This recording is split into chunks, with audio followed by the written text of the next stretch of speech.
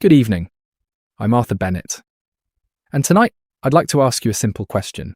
When was the last time you checked your state pension record? Not your bank balance, not your savings, not your private pension. I mean your official state pension record. If your answer is I never have, you're certainly not alone. Every year, thousands of people across the United Kingdom reach state pension age, believing everything is exactly as it should be. After all, they've worked for decades, paid national insurance, raised families, paid taxes, done everything they believed was expected of them. So naturally, they assume the state pension will simply arrive in full, exactly as they imagined. And for many people, that's exactly what happens. But not for everyone. Some discover gaps in their national insurance record. Others realise they misunderstood how many qualifying years they actually have. Some find letters they've ignored suddenly become very important. And others only begin asking questions after retirement, when there are fewer opportunities to review their options. Now, I want to be absolutely clear, this video isn't about creating fear. Most retirees receive their state pension without any unexpected problems. But understanding how your entitlement is calculated and checking your own record can provide reassurance or highlight issues, while there is still time to address them. Let me tell you about Margaret. Margaret is 70 years old. She spent most of her working life as a teaching assistant in Birmingham. She loved her job. She worked hard. She never imagined she'd become wealthy, but that was never the goal. Her ambition was simple: pay off the mortgage, enjoy retirement, spend time with her grandchildren, perhaps take the occasional holiday to the seaside. By every measure, she'd earned a peaceful retirement. When she reached state pension age, she felt confident. She'd always worked. She'd always paid national insurance, or so she believed. The first few months of retirement were wonderful. The alarm clock disappeared. Mornings became slower. Afternoons were spent gardening or meeting old friends for tea. For the first time in decades, life felt unhurried. Then, during a conversation with a neighbour, something unexpected happened. Her neighbour casually mentioned checking his online state pension forecast before retiring. Margaret smiled politely. "I've never looked at mine," she said. "I assumed everything would be correct." Her neighbour replied with a sentence she couldn't stop thinking about. "So did I." That evening, Margaret asked her son to help her access her government gateway account. Not because she expected a problem, simply because curiosity had taken over. What she discovered wasn't a disaster, but it was a surprise. Her national insurance record contained years she hadn't thought about in decades. Years spent caring for her children. Periods of part-time work. A short career break. Some years showed full contributions. Others looked different. Suddenly retirement felt more complicated than she'd imagined. Not because anyone had made a mistake, but because she'd never taken the time to understand how her state pension had been built over an entire working lifetime. Now, Margaret's story isn't unusual. In fact, it's one of the reasons I wanted to make this video. Because retirement planning isn't only about saving money, it's also about understanding the benefits you've spent your working life contributing towards. The truth is, many people assume the state pension works almost automatically. You work, you retire, the money arrives, end of story. But retirement planning is rarely that simple. And assumptions, however understandable, can sometimes leave important questions unanswered.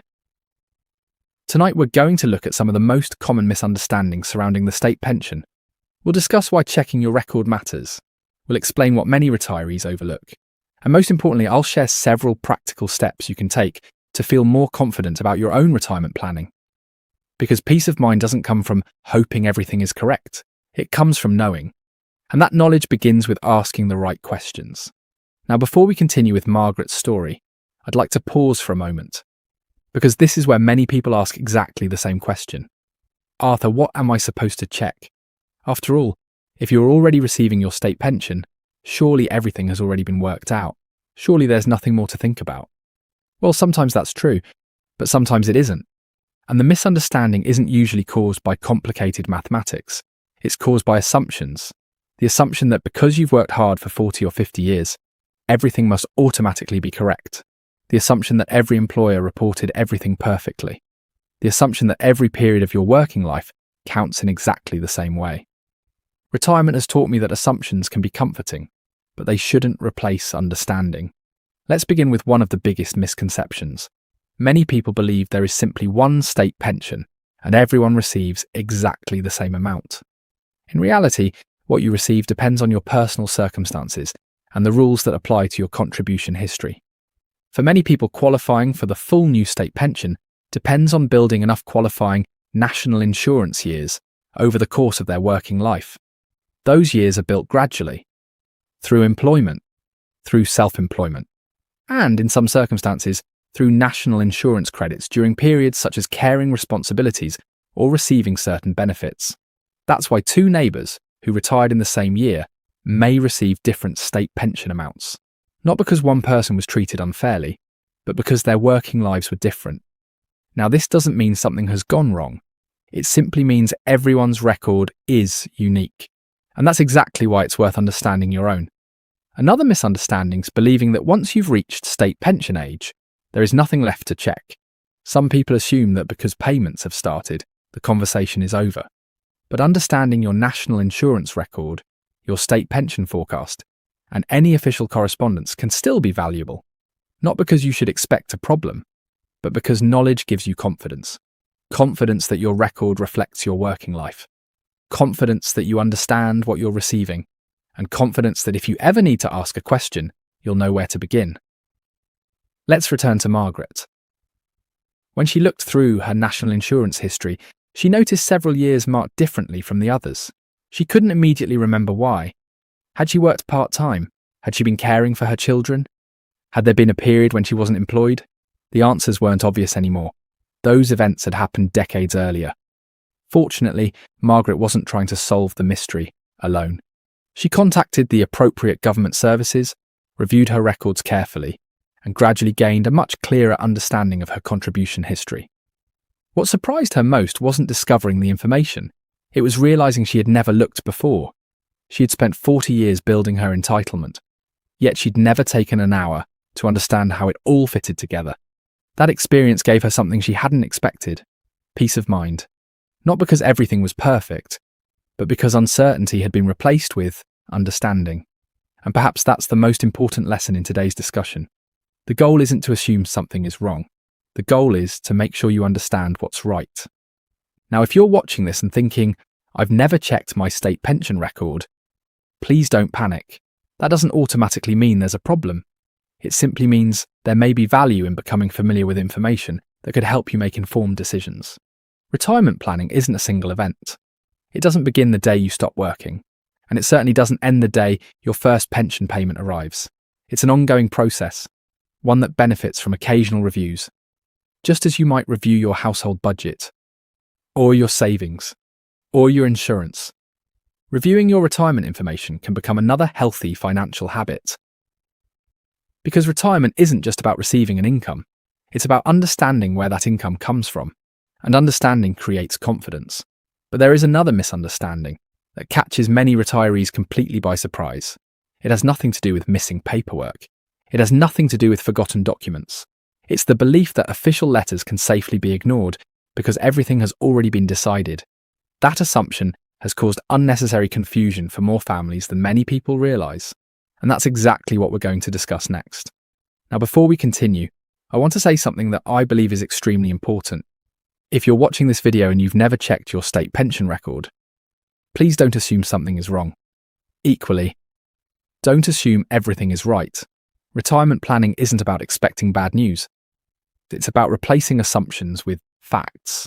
And over the years, I've noticed that the same misunderstandings appear again and again. Not because people are careless, but because retirement rules can be confusing. So let's look at 5 of the most common mistakes retirees make, and more importantly, what you can do about them. Mistake number 1. I've worked all my life, so I'll automatically receive the full state pension. This is probably the most common assumption of all. After decades of employment, many people naturally believe that a full working life always leads to the full state pension. But retirement isn't measured simply by the number of birthdays you've celebrated. It's based on the national insurance record attached to your working life. For some people, that record is exactly as expected. For others, there may be periods of part-time work, self-employment, caring responsibilities, years abroad, or career breaks that are worth understanding. Again, That doesn't automatically mean there's a problem. It simply means your personal circumstances matter. The best approach is simple. Check your own record, rather than relying on assumptions. Mistake number 2. Ignoring government letters. Let's be honest, most of us receive far too much paperwork. Letters arrive almost every week. Banks, insurance companies, utility providers, HMRC. It's easy to glance at an envelope and think, I'll deal with that later. Sometimes later becomes next month, sometimes next month becomes next year. Retirement paperwork deserves a little more attention. Not because every letter contains bad news, but because some contain information about your pension, your tax code, or your national insurance history. Reading them carefully can prevent unnecessary confusion later. Mistake number 3. Never checking your state pension forecast. Many retirees don't even know a state pension forecast exists. Others know about it. But assume there's no reason to look. Think of it this way. Most people check their bank balance. Many check their investments. Some check the value of their home. Why? Because important financial information deserves occasional attention. Your state pension is no different. Understanding your forecast helps you see how your retirement income has been calculated and can help you identify questions worth asking before making important decisions. Mistake number 4. Assuming retirement planning ends when you stop working. One of the biggest surprises retirement brings is that planning doesn't stop when employment ends. In many ways, it changes. Instead of planning how to earn money, you're planning how to manage it. Instead of thinking about promotions, you're thinking about income, healthcare, family, and long-term security. Retirement planning becomes an ongoing process. A review every now and then can make a tremendous difference. Mistake number 5. Never talking about retirement with family. This may sound surprising, but some of the biggest retirement problems have nothing to do with money. They have everything to do with communication. Children often assume their parents have everything organised. Parents often assume their children don't need to know anything. As a result, nobody talks. Then an illness occurs, or an emergency, and suddenly everyone is searching for paperwork, trying to remember passwords, looking for pension information, wondering where important documents are kept. Those situations create unnecessary stress.